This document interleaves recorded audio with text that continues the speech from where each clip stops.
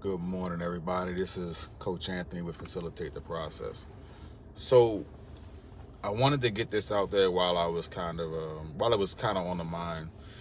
I watch a lot of people complaining about the recruiting process, recruiting services, the transfer portal, the officials, the 8 a.m.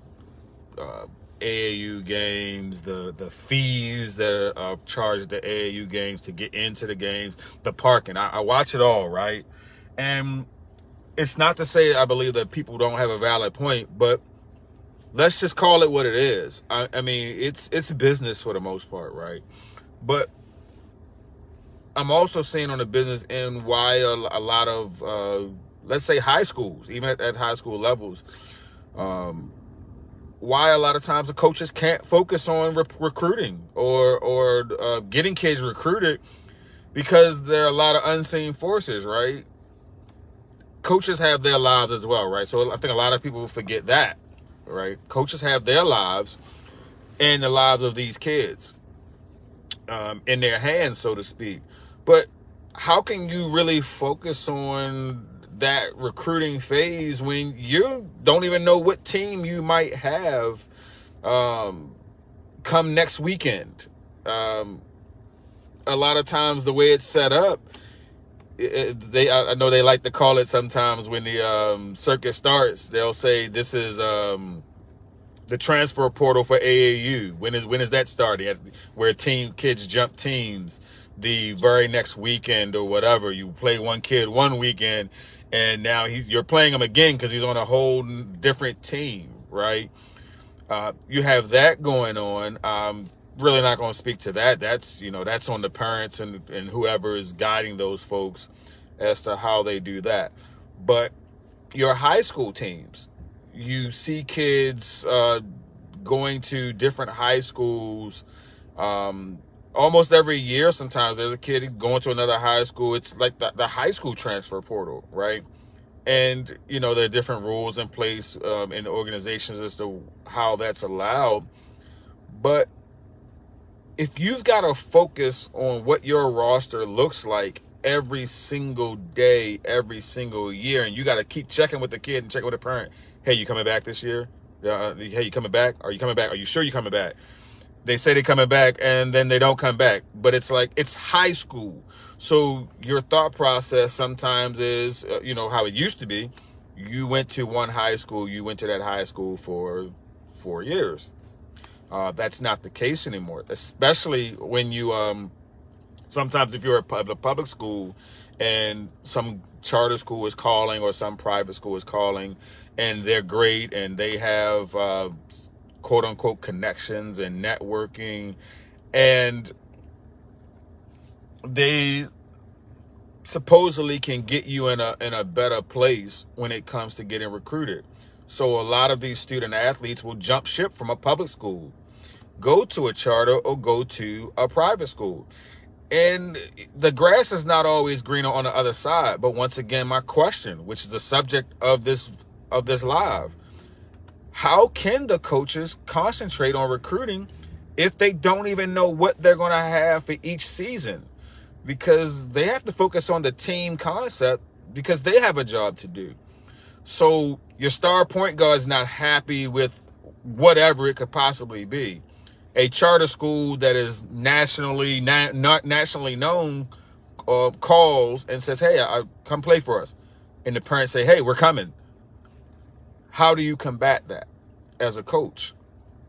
I mean, if you're a good coach and you're doing everything you're supposed to do, there's not much that you really can do about it. If the parent and the kids want to leave, they're going to leave, right?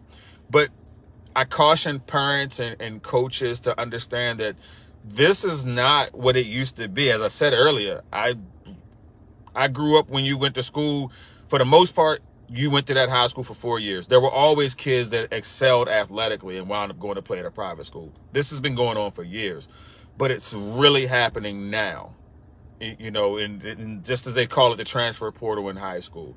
So how do you really expect those coaches to focus on that? They've got all the internal issues going on, and the last thing they need is, oh, this kid's not happy, and now they're going to go to that next high school. Well, guess what happens with that? We have that going on in AAU. We have that going on now in the colleges. So it's now commonplace at every level. So I say that to say this: if it's commonplace at every level, it's a part of the culture now. So it's not just a phenomenon that is just happening. And I just kind of wanted to touch on that because I'm trying to figure out, how do coaches do it? You already have your lives going on, especially high school coaches, and now you get hit with, hey, yeah, we're going to go another route. What do you mean you're going to go another route? This is your second high school, your third high school. How does that translate when they go to college? Is it going to be more of the same? Are we going to celebrate you committing? Are we going to celebrate you getting these offers? Are we going to celebrate you getting signed? And then to do it all over again the year after that, because some kids and parents have a track record of not being happy at a spot, it quote unquote not being that right fit at the time, and then they go into another school again. So we've got right fit all the way around, and at some point, if the right fit is not fitting, or you know how we say, like, sometimes the math is not mathing. If the right fit is not fitting 2 or 3 times, there's a problem there. And sometimes as coaches, we have to be able to see these things within our programs and feel like, hey, is this student athlete a good fit for our program? It's not always about the right fit for the student athlete. So sometimes we have to remember that, and that's trickling down. So at the high school and club levels, we need to know that as well. We can't just take that, oh, this kid's a great student. Well, sometimes it's not even great student athletes. Great athlete, but sometimes we're not even focusing on grades, right? That's a whole nother story. But just ask the coaches, start to really take a more in-depth look at it. Look at it for what it is. You may be renting a player for a year, even at the high school levels. It is what it is. Hopefully coaches will get an opportunity to be able to focus a little bit more on that and really look at it for what it is. Kids, they can say they're coming back. It does not mean they're coming back, even at the high school level. So just wanted to kind of get this out there a little bit. It was on my mind. And let's really try to take care of the student athletes, whether we have them for a year, 2, 3, 4, whatever. Let's do our part, so when it comes down to it, that as a coach, we can say we did what we needed to do. We at that time just may not have been the right fit for that student athlete as they grow and then they continue and then they want to move on to, I guess you could say, greener pastures. But also I would say have some sort of a speech ready for them, like an exit speech or something. Try not to just let them leave your program without at least seeing, almost like a real business, right? Find out what's the reason. Why did they want to leave? What was causing them to, what caused them to want to go? Sometimes they're not going to tell you. The parents are just going to say, we just want to go. It can happen.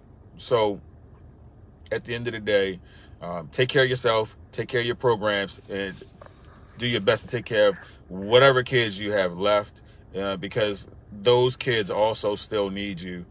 And the process is going to be the process regardless. So all you have to really, really remember in this is that the kids are going to come and go. It's going to be really about the ones that you've really affected, because at some point they're going to remember who you are and what you did for them.